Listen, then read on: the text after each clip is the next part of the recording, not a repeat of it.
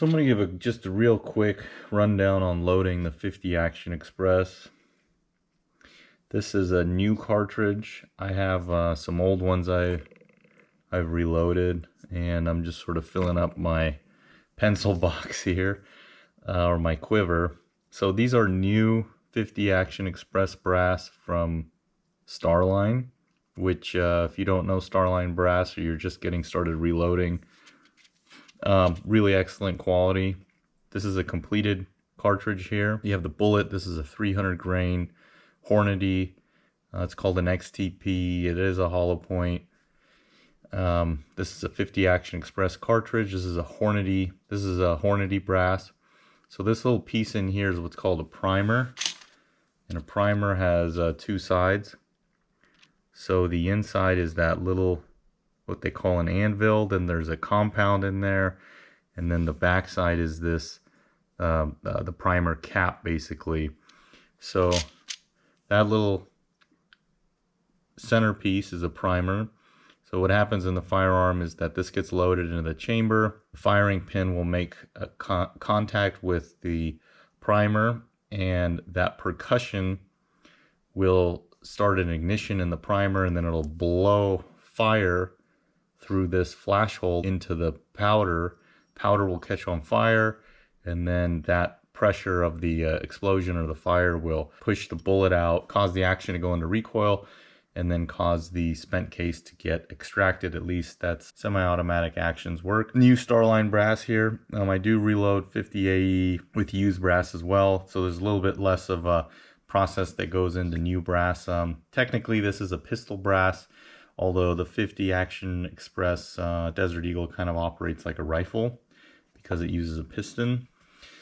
So anyways, it's very basic reloading operation for people that want to get into reloading. It's easy for you to do, and I suggest that any serious enthusiast firearms, any serious shooter, any firearms enthusiast, seriously consider reloading, especially nowadays where things are so crazy. You do need some consumables. You're gonna have to find some primers. These are large pistol primers.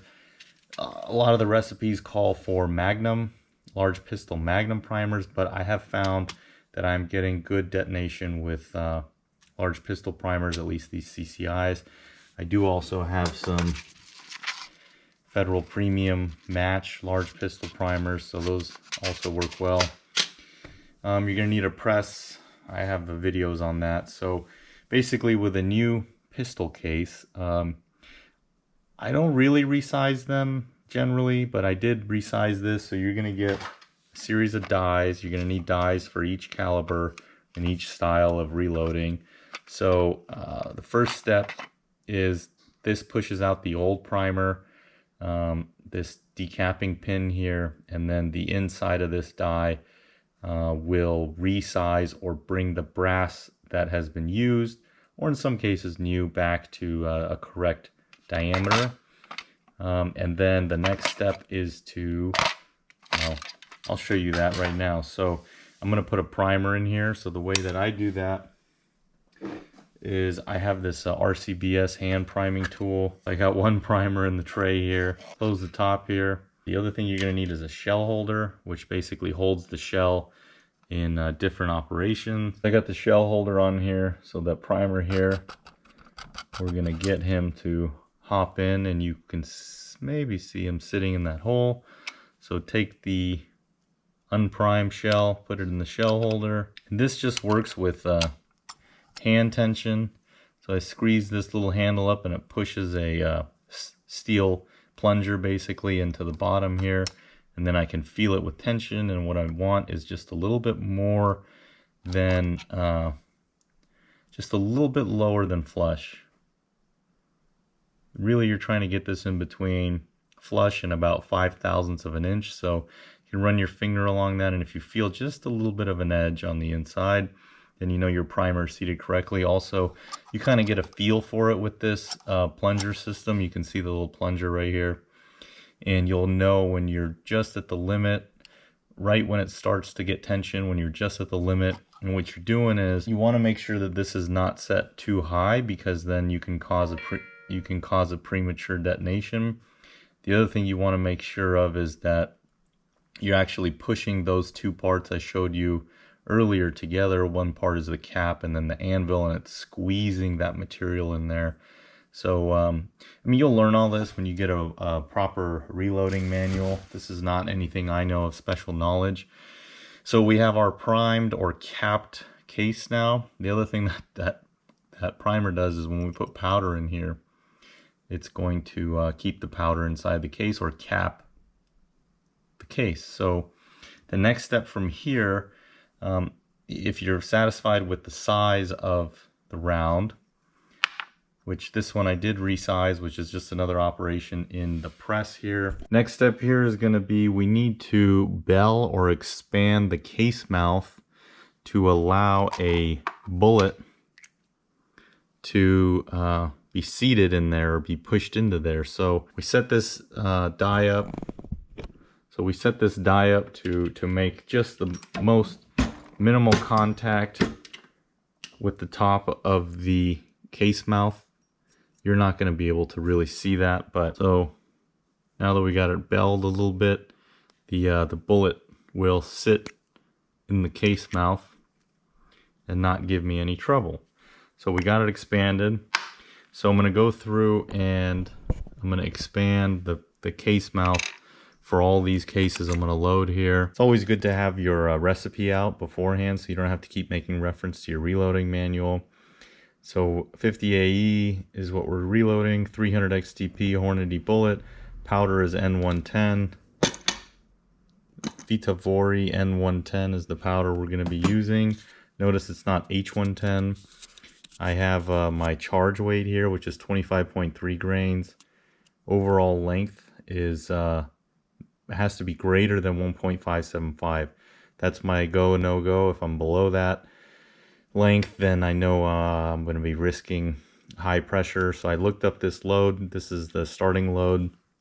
I like this load. I've shot it before. I have a video with this load, so you can check that out. So I'm going to zero my scale up here. I got this powder scooper that came with my dies, my Lee dies, and I'm going to put some powder in this trickler. So I'm going to scoop into the scale, and then I'm going to trickle individual pieces of this powder to get to my desired weight. This is the tedious way to reload. So don't think that all reloading is like this. This is just me being very careful. I'm only loading about 30 rounds, so I can afford to be this slow. But this is really important. You know, this is a high power round basically, and I want to make sure that I'm as close as possible, and I'm not using my powder measure. So I've got my scale set here. This is always important to check on these balance beam scales. Now you can get a digital scale, but the balance beam I think works fine, and you can get excellent results without having to necessarily go digital. Digital has problems, batteries, you know, you're introducing not only mechanical issues but also electrical issues. So I would think that having a balance beam and also a electric scale, so you at least have the opportunity to check with both on your loads. But for now I'm just going to be working with this RCBS. This is the M500 scale, and I've used it and it seems to work fine. So I got the big hand set at the big weight set at 25 and the small weight set at 0.1, 0.2, 0.3. So take my 1 pound powder, take my scooper, tilt the powder over, try to get a whole scoop, and I don't want to spill anything, so just very carefully here, deliberately put everything. So I am light, so as I'm trickling, I'm checking, hope I'm not blocking you, and I'm just gonna get that as close as I can get it, a little bit more. All right, so that's perfect. So I got a perfect load weighed out, and then I'm gonna take my, make sure you got a primer in there, because if you don't, you're gonna have a mess in your lap and on the floor. And then take the powder and just scoop it in there, visually check. And then what I do at this point is I will take a bullet and I will plug that, and now I know that that one is loaded, and I will not plug it unless I know that it's got powder in it. By the way, this N110 is an extruded powder. You can see that.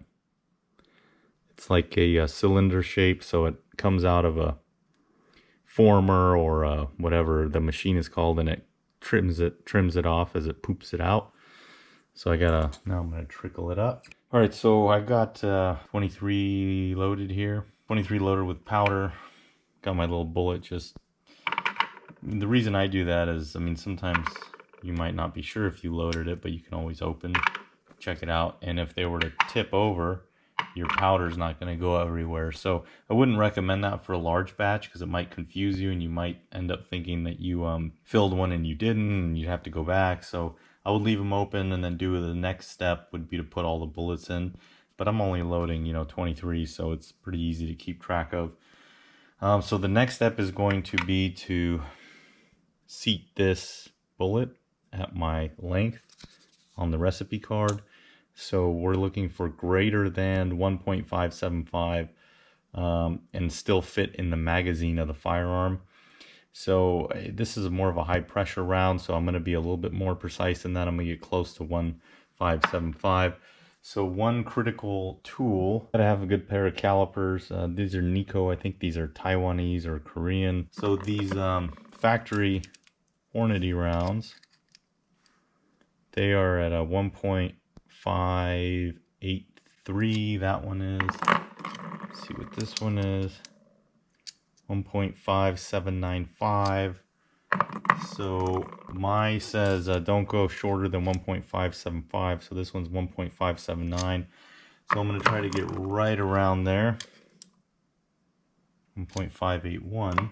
So the way I'm going to do this is I'm going to take a factory round that I measure, and it's set to where I want to be. So this one's at 1.581. Remember, we're looking for 1.575 or close to that.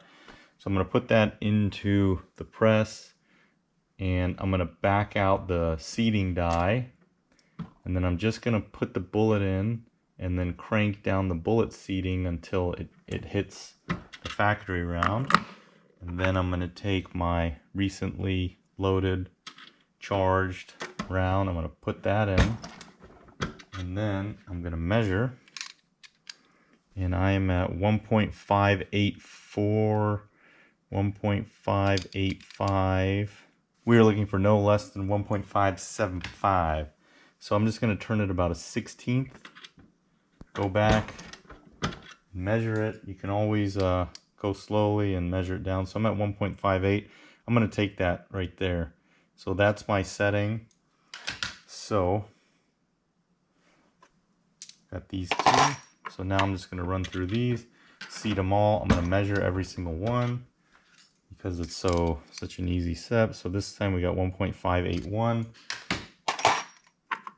The really nice thing about Starline is the consistency in the brass length. So last one here, we're still at 1.581, 1.582. The next step is, do you remember when we flared open the case mouth just a little bit to allow for that bullet to go in?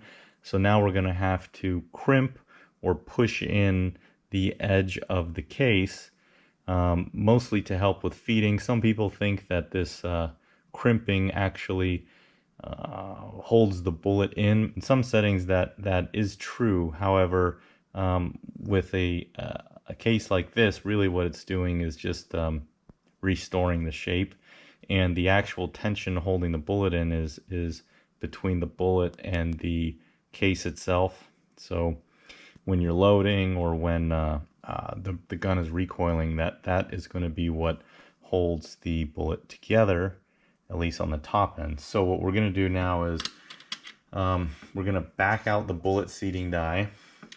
We're going to push in our round, and then we're going to adjust the crimp portion of this seating die until it touches. Then I'm going to back out the bullet, turn it about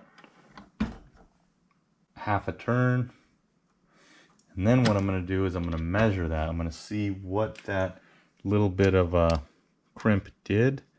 So you got to get a little accurate of a measurement here. So we are at 0.527. I'm going to look at a factory round, and that's at 0.526. So the next thing I'm going to do, I mean, this is just a matter of inspection. So that looks good. So I'm going to set those aside so that I can also test a couple in the barrel of the firearm. Now the other thing is you don't want to expand too much thinking that you're just going to contract, because you're going to be stressing your brass. 5.275. So our setting is correct. We're just going to run these through. So here is the 50 Action Express Desert Eagle. This is the IMI version made in Israel. So we're going to pull the mag out, take one of our freshly loaded rounds, make sure it fits in the magazine. It does, no problem. And make sure the safety's on and the firearm is pointed in the safe direction. And we're going to check to see if one of the rounds we made together, chambers. So it looks like it went in, locked up, no problem. That looks good. And we can also test it with the plunk test.